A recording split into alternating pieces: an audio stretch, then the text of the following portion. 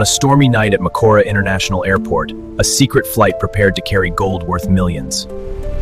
5 sealed steel boxes, recovered gold, government secret transfer. Captain Daniel Okoye and his co-pilot Tunde had no idea this would be the most dangerous flight in their careers. They took off in the storm, carrying a fortune in gold above the clouds.